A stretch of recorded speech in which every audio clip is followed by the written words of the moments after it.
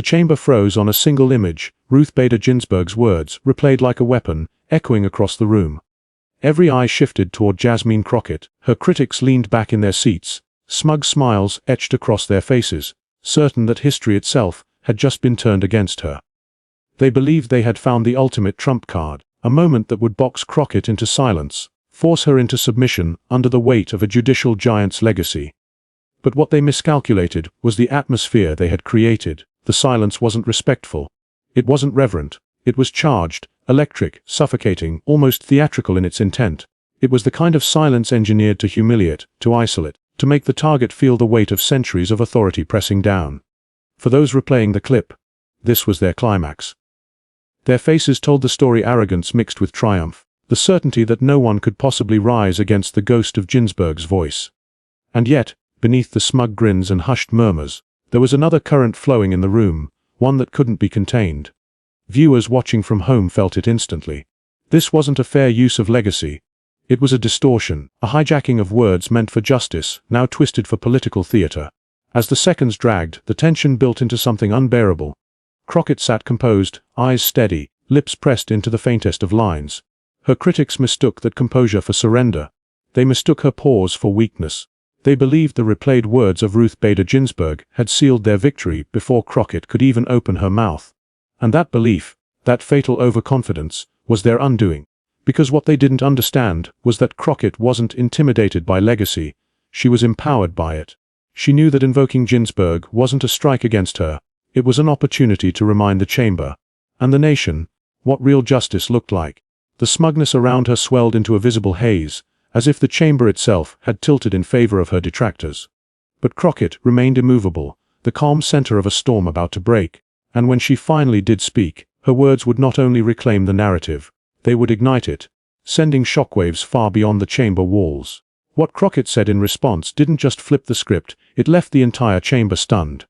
The decision to replay Ruth Bader Ginsburg's words was no accident. It was calculated, deliberate, and rooted in an old political playbook. When you cannot defeat your opponent on merit, reach for the past and twist it into a weapon. To Crockett's detractors, Ginsburg was not a figure to honor, but a shield to hide behind. By summoning her voice, they believed they could claim moral superiority, as though borrowing the authority of a Supreme Court icon would crush Crockett's credibility before she even had a chance to speak. It was a maneuver drenched in irony. For years, many of the same figures who now paraded Ginsburg's legacy had treated her rulings with disdain, her principles with hostility. They had opposed her vision of equality when she was alive, but now, with a single replayed clip, they pretended to be her loyal disciples. The hypocrisy was blatant, but in the theater of politics, appearances matter more than truth, at least to those desperate to win the moment. To them, it was a perfect trap. By invoking Ginsburg, they weren't just making a legal argument, they were trying to corner Crockett morally. If she resisted, they would paint her as disrespectful to a national icon. If she submitted, they would claim victory, declaring her silenced by the wisdom of a woman long gone. Either way, they thought, Crockett would lose. But what they underestimated was the weight of the stage they had set. This wasn't just a committee room. This was America's memory on trial. Every replayed clip was a reminder that history can be bent, distorted, and weaponized if left unchecked. Ginsburg's words had once stood for progress, justice, and the relentless pursuit of equality. In this chamber, however, they were being turned into shackles, fastened not just around Crockett, but around anyone who dared to carry the torch forward. The stakes reached far beyond a single exchange. This was about who gets to control the narrative of justice in America. Was it the old guard, clinging to selective fragments of the past? Or was it the new voices, forged in struggle, unafraid to confront hypocrisy head-on? To Crockett's critics, this was a battle for dominance. To Crockett and those who believed in her, it was a battle for the soul of American justice itself. Every progressive viewer watching recognized the tactic instantly. Immigrants, women, people of color, all had seen this game before. The past wielded not as inspiration, but as a cage. Legacy used not to empower, but to silence. What was happening in that chamber wasn't just about Ginsburg's words. It was about whether truth could still triumph in an age where even justice's champions could be twisted into tools of suppression. The smugness of Crockett's opponents revealed their confidence. They believed the optics were flawless, that no counter-argument could withstand the shadow of Ruth Bader Ginsburg. Yet they overlooked one critical fact. Crockett's strength did not come from evading legacies, but from understanding them. She had lived her entire life in a world where history was often used against her identity, her beliefs, her very existence. And that meant this moment wasn't a trap at all. It was familiar territory. It was a stage she had walked onto countless times before, sometimes in classrooms, sometimes in courtrooms, sometimes even in the private battles that never made the headlines. But Crockett was no ordinary target. Her life story had prepared her for exactly this kind of ambush. To understand the smug confidence radiating from Crockett's opponents in that chamber, you have to understand their playbook. They weren't newcomers to political theater. They were seasoned operators, trained in the art of spectacle, masters of exploiting symbols without ever honoring the substance behind them. For them, power was about perception, not principle. If replaying Ruth Bader Ginsburg's words could create the illusion of moral authority, that was enough. They didn't care about truth, they cared about control. Arrogance had become their trademark. For years, they had leaned on the weight of institutions, on traditions that often excluded the very voices now challenging them. They were used to setting the rules of engagement, confident that others would bow under the pressure of precedent and history. In their world, the past belonged to them, a weapon to be deployed selectively, reshaped into whatever form best suited their ambitions. And so, when they replayed that clip of Ginsburg, it wasn't a tribute. It was a trap. They believed they had secured checkmate before the game had even begun. Their smirks, their whispered asides, their self-satisfied postures told the entire story. They were convinced they had cornered Jasmine Crockett into silence. They saw her as young, unseasoned, vulnerable to the crushing weight of a judicial icon's voice. In their minds, this wasn't just politics, it was a public humiliation in the making. But arrogance is often blind to its own fragility. What Crockett's opponents failed to see was how deeply their hypocrisy undercut their performance. These were the same figures who had spent years deriding Ginsburg's rulings, dismissing her legacy, undermining the principles she fought for. They had opposed her vision of equality, rejected her decisions, and mocked the very progress she embodied. Yet in this moment, when it suited their cause, they suddenly wrapped themselves in her legacy, pretending to be her faithful heirs. It was opportunism at its most transparent. They didn't care about what Ginsburg truly stood for: women's rights, immigrant justice, equal dignity under the law. Instead, they cherry-picked a fragment of her words, ripped from their context, and weaponized them against a woman who embodied much of what Ginsburg had fought to protect. The irony was bitter. They were using RBG not to advance justice, but to suppress it. This wasn't new behavior. Time and again, Crockett's opponents had relied on the same outdated tactics: invoke a revered figure, twist their words, frame the challenger as disrespectful or radical if they dare to push back. It was a cycle designed to maintain power through manipulation rather than merit. And more often than not, it had worked. The old rules of the game favored those who shouted the loudest, who claimed authority without accountability. But this time, the cracks in their armor were showing. Their overconfidence was palpable, and it blinded them to the reality of who they were facing. They thought Crockett would shrink under the glare of legacy. They thought she would falter, choosing silence over confrontation.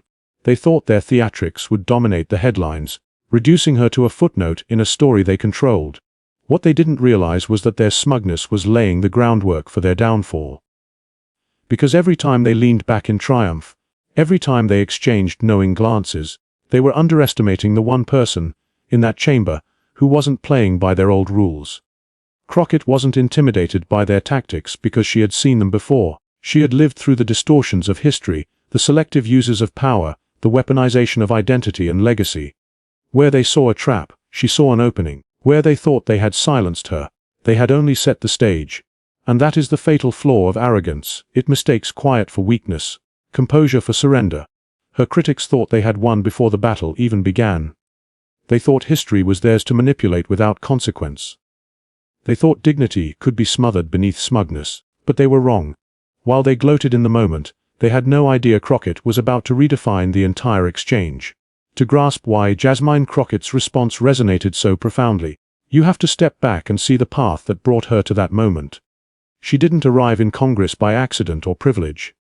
Her journey was carved out of struggle, sharpened by obstacles, and lit by a relentless belief that justice wasn't a luxury for the few, it was a right for all. Every hardship she endured became a rehearsal for moments like this one, where the stakes weren't just political, but deeply personal, tethered to the dignity of communities who had been ignored, silenced, and underestimated. Crockett grew up watching how the system treated those without wealth, connections, or the right last name. She saw the difference between who the law protected and who it punished. These early lessons weren't theoretical, they were lived realities. Friends, neighbors, family members bore the brunt of injustice, and those scars imprinted themselves on her. From a young age, she understood that silence only served the powerful, and speaking out, even when unpopular, was the only path to change. When she pursued law, it wasn't to climb ladders in elite firms or to bask in prestige. It was to defend those the system had written off. Her legal career was marked by cases where she was often the only one standing beside the accused, the marginalized, the forgotten. Each case reinforced her conviction: dignity must never be negotiable, and justice must not be reserved for the privileged. Her advocacy wasn't glamorous, but it was fearless. She built a reputation as someone unwilling to back down, no matter how stacked the odds appeared. These battles taught her resilience, the kind forged not in comfort, but in fire. She knew what it felt like to be underestimated, to walk into rooms where people dismissed her before she even spoke. And she also knew what it meant to stand her ground anyway, to command attention not with arrogance, but with unshakable presence. That resilience followed her into politics, where the dismissals only grew sharper. The political elite often regarded her as too bold, too uncompromising, too unwilling to play by the unspoken rules. But for Crockett, bending those rules wasn't a liability, it was the point. She represented a new generation of leadership, one unafraid to call out hypocrisy, one unwilling to dilute the truth for the sake of decorum. Her presence in Congress wasn't just about her. It was about the millions who had long been told they didn't belong in those chambers. Immigrants who had been told their voices didn't count. Women who had been told to wait their turn. Young people who had been told politics was a rigged game they should never hope to influence. For them, Crockett's very existence in those seats was validation. She wasn't simply speaking for herself. She was speaking with the collective strength of those left on the margins. That was why her voice carried so much weight. It wasn't polished in ivory towers, it was rooted in lived experience. It was the voice of a woman who knew how systems of power operated, not from theory but from the ground up. And that voice, unapologetic and steady, had become a thorn in the side of those who thrived on silence and compliance. Her critics mistook her composure for naivete, but in reality, it was discipline, a hard-won confidence that no amount of smug theatrics could shake. Each personal trial had prepared her for moments of confrontation. The dismissive professors who doubted her intellect, the judges who underestimated her courtroom arguments, the political insiders who scoffed at her chances of winning office. Each time, she turned dismissal into fuel. Each time, she proved that the underdog wasn't there to be mocked, but to be reckoned with. So when her opponents chose to replay Ginsburg's words, they thought they were introducing her to a force she couldn't possibly withstand. What they didn't know was that Crockett had been living in that shadow her entire career, not Ginsburg's, but the shadow of powerful voices used to keep people like her quiet. She had spent years learning how to stand tall when the weight of history was dropped on her shoulders. She had been forged for ambushes exactly like this. And that's why she didn't flinch. She didn't fidget. She didn't break eye contact or let the silence suffocate her. Instead, she sat with the moment, drawing strength from the very communities her critics sought to diminish. The room may have been filled with arrogance, but Crockett carried something far heavier and far stronger: the dignity of those who had entrusted her with their fight. She knew the stakes. She knew the play. And she knew that this wasn't the end of the conversation, it was the beginning. Because legacies are not preserved by those who exploit them. They are honored by those who carry them forward. So when the Ginsburg clip was replayed, Crockett wasn't rattled, she was ready. The chamber came alive with the rhythm of condescension. It started small, subtle interruptions, smug chuckles, pointed questions designed less to probe and more to provoke. Each jab was meant to chip away at Jasmine Crockett's composure, to rattle her into breaking stride. Her opponents leaned on the old tactics of dominance, talking over her, twisting her words, injecting sly insults cloaked as clarifications. At first, it was almost performative. A smirk here, a raised eyebrow there, the collective posture of those convinced they were in control. They wielded tone as a weapon, condescending, sharp, laced with that unmistakable suggestion: you don't belong here. You're out of your depth. To them, Crockett wasn't just a political rival, she was a target to be disciplined, diminished in real time before an audience they assumed would side with them. The atmosphere thickened with each exchange. Spectators in the room leaned forward, sensing that this wasn't a normal back and forth. This was something closer to a trial, with Crockett in the defendant's seat and her critics playing both prosecutor and jury. The tension rose as each interruption grew louder, bolder, more desperate to assert dominance. The strategy was clear: box her in, overwhelm her, and drown her voice under the noise. But Crockett did not take the bait. She sat steady, her tone measured, her gaze unwavering. Every attempt to derail her only highlighted the contrast: on one side, arrogance boiling over into aggression, on the other, dignity refusing to break. That contrast did not go unnoticed. The longer Crockett remained unshaken, the more the imbalance of the exchange revealed itself. The supposed strength of her opponents began to look less like authority and more like insecurity. Still, the attacks mounted. They pressed harder, interrupting mid-sentence, cutting off her thoughts, repeating Ginsburg's clip, as though it were a cudgel that could silence her through sheer repetition. The smugness turned into near glee. They believed they had her cornered. The air grew hot with the friction of words clashing, arrogance grinding against patience. It was a pressure cooker, each jab a twist of the valve, each condescending remark a turn of the dial. For those watching at home, the injustice was palpable. Social feeds lit up in real time, viewers voicing their outrage. Why won't they let her speak? Why are they so desperate to shut her down? Every second of interruption confirmed what audiences already sensed: that Crockett wasn't just debating opponents. She was standing against a system that too often silenced voices like hers. And yet, in the midst of it all, Crockett's composure never faltered. She allowed the storm to rage, absorbing each insult without flinching. Her calm was more than restraint, it was strategy. She understood that every second they spent trying to humiliate her was a second they revealed themselves. The louder they became, the smaller they looked. As the pressure built to its peak, her critics leaned forward with the smug certainty of victors. They were convinced the chamber belonged to them, that the narrative was theirs to control, that Crockett was seconds away from being swallowed by the weight of their orchestrated ambush. But what they didn't realize was that silence, composure, and patience were not signs of defeat. They were the setup. They were the tension before the break, the coiling of energy before its release. And then, in one calm but devastating turn, Crockett delivered the response that nobody saw coming. The silence before she spoke was deafening. The chamber, moments earlier a swirl of interruptions and smug laughter, had reached a boiling point. Every eye locked on Jasmine Crockett, waiting to see if she would shrink under the weight of Ruth Bader Ginsburg's replayed words, under the smirks and jeers of her critics.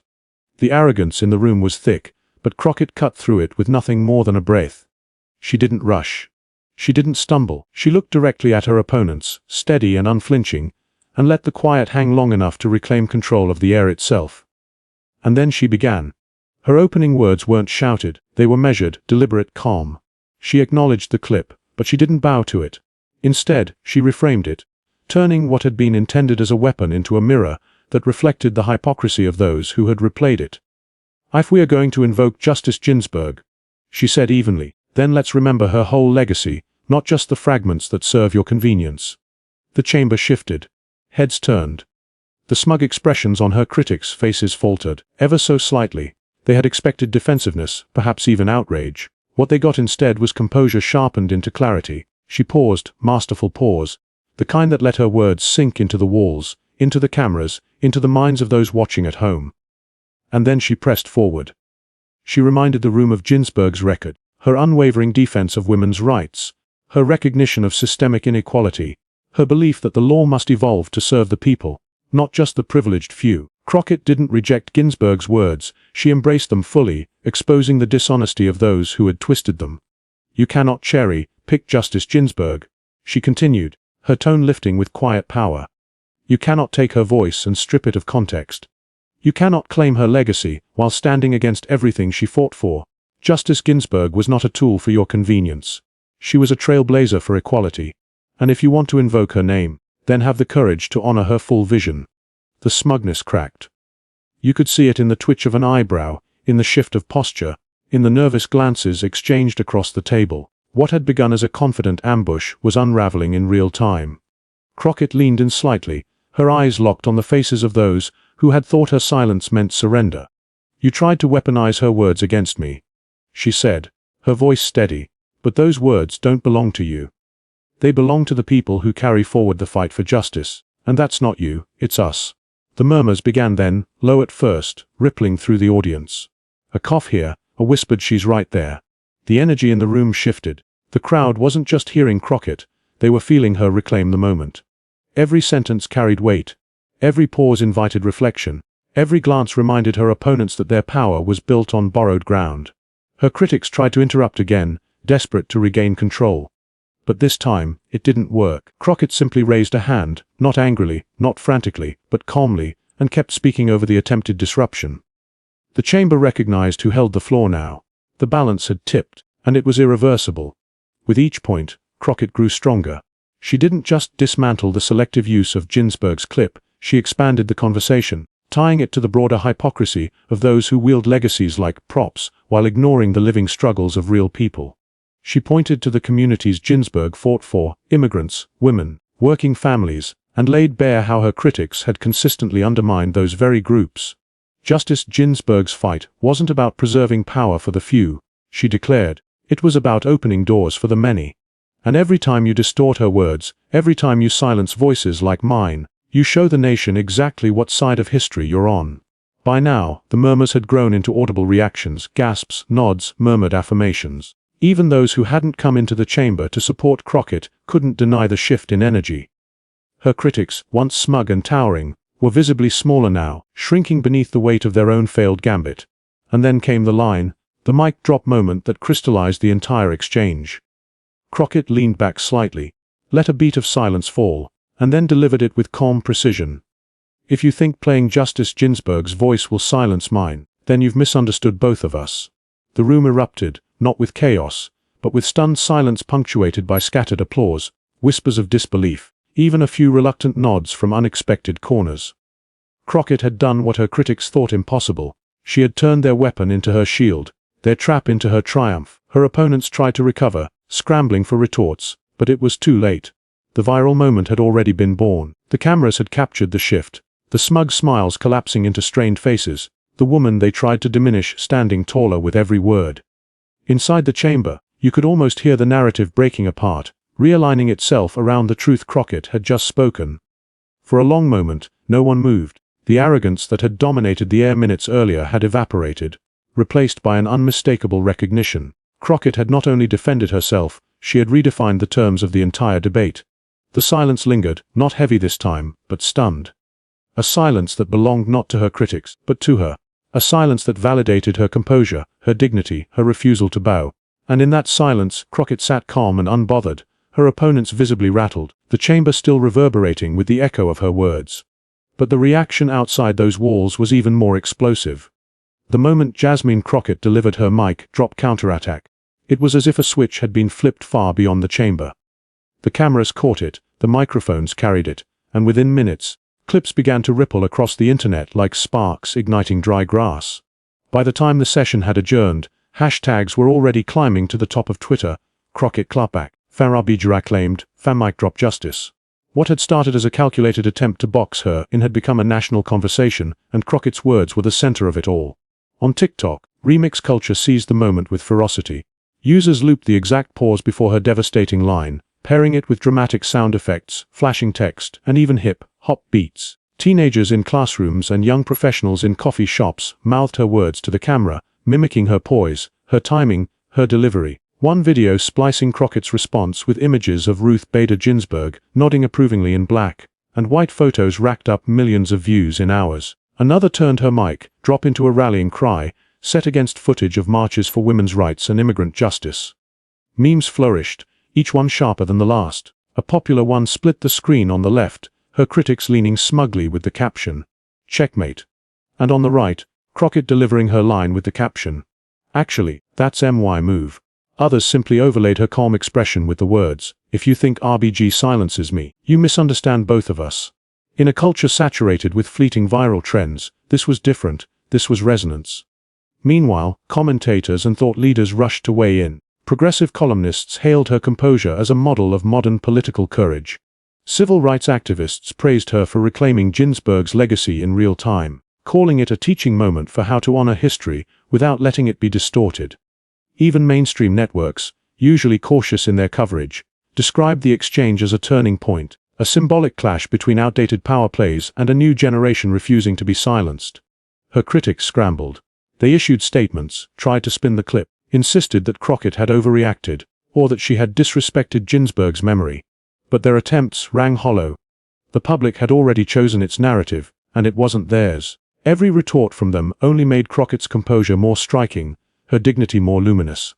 The contrast was impossible to ignore. Their sniping tweets read petty, her words read timeless. Cable panels replayed the exchange endlessly, but the real energy pulsed online. Ordinary people, immigrant parents, college students, women in boardrooms and classrooms, shared the clip not just as news, but as inspiration. "She spoke for me," one viral post read. "This is what it feels like when someone refuses to be erased." Another declared, "David vs. Goliath," and David just went viral. The symbolism was undeniable. Crockett wasn't just a politician fending off an attack. She was the embodiment of resilience against arrogance, authenticity against performance.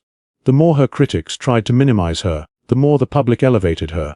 Within days, think pieces appeared comparing her poise to other historic moments of defiance. Shirley Chisholm breaking barriers, Barack Obama dismantling cynicism with cool wit, Alexandria Ocasio-Cortez dressing down hypocrisy with sharp clarity. But this wasn't imitation. This was uniquely Crockett, born of her own struggles, her own story, her own refusal to be cornered. And the viral explosion wasn't merely entertainment, it was validation, a collective recognition that dignity could triumph over arrogance even in the most hostile spaces. As the hashtags climbed, as the remixes multiplied, as the memes kept pouring in, one truth became clear: her critics had lost more than an exchange. They had lost control of the narrative. What they meant as a silencing blow had instead created a megaphone for the very voice they wanted to suppress. And yet, beyond the noise, the moment carried a deeper lesson. In the days after the viral storm, as the hashtags settled into the bloodstream of American discourse, something remarkable emerged. Jasmine Crockett did not gloat. She did not bask in the glow of her newfound visibility. Instead, she reframed the entire moment into something larger, something lasting. To her, it was never about trading insults or claiming a personal victory. It was about exposing a deeper truth: justice is not a soundbite, and dignity is not a performance. Justice outlives manipulation. Dignity outshines arrogance. Her response became a prism through which people could see the real legacy of Ruth Bader Ginsburg, not the weaponized distortion that her opponents wielded in the chamber, but the authentic arc of a woman who spent her life dismantling barriers, defending equality, and ensuring that the law bent closer to fairness. Crockett reminded America that RBG's legacy was not a weapon to be turned against women of color or anyone fighting for justice. It was a torch, meant to light the way for the next generation. In interviews, Crockett chose her words carefully. She spoke not just of the exchange, but of the principle at its heart that dignity does not belong to the powerful simply because they occupy seats of authority. Dignity is a choice, made every time someone refuses to bow to intimidation, every time someone answers arrogance with composure, every time truth is spoken calmly in the face of distortion. And in that chamber, under the hot glare of cameras and condescension, Crockett made that choice. The emotional crescendo built not from the viral clip itself, but from what it revealed: a hunger in the public for leaders who rise above pettiness, who carry themselves with grace under fire, who embody the belief that America is still capable of growth. Commentators called it a moral mirror, one that showed us who we are when arrogance sneers, and who we can be when dignity stands tall. As Crockett put it, dignity isn't inherited, it's chosen. And tonight, America chose with me. The line was replayed almost as often as her original takedown, not because it was clever, but because it felt true. It resonated with immigrant families who knew what it meant to hold their heads high in the face of dismissal. It resonated with women who had fought to be heard in rooms where men spoke over them. It resonated with every person who had been underestimated, sidelined, or erased, only to rise stronger because of it. And so, the story of that chamber moment became more than a debate clip. It became a parable, a reminder that the measure of strength is not how loudly one speaks, but how firmly one stands. That arrogance collapses under its own weight, while dignity endures. That legacies like RBG's do not belong to those who twist them for convenience, but to those who honor them through action. Which leaves us with one final thought. They thought replaying Ruth Bader Ginsburg's clip would silence Jasmine Crockett. Instead, it became the spark that lit a fire across America. What began as an attempt to box her turned into a viral lesson in dignity versus arrogance, reminder that true legacies cannot be twisted, and that courage always finds its voice. Crockett's response didn't just echo in the chamber. It echoed in living rooms, classrooms, offices, and online feeds everywhere. And that resonance wasn't an accident. It was clarity. It was truth breaking through noise. The moral is as undeniable as it is timeless: arrogance collapses before dignity. Every interruption, every smug chuckle, every calculated replay of RBG's words crumbled when met with Crockett's calm resolve. She showed the country what strength really looks like, not bluster, not intimidation, but the quiet power of standing firm. And now, the question is what we do with that moment. If this story moved you, if it reminded you of the power of dignity in the face of arrogance, then don't let it stop here. Subscribe and join the movement where dignity always wins. Together, we can amplify voices that deserve to be heard, and we can keep shining light where others try to cast shadows. If Crockett's courage inspired you, share this video with someone who needs to see it. A friend, a family member, a colleague, because inspiration multiplies when we pass it on. And finally, we want to hear from you. Comment below and tell us, what does dignity mean to you in today's world? Your voice matters, your story matters, and just like Crockett showed us, dignity is always a choice.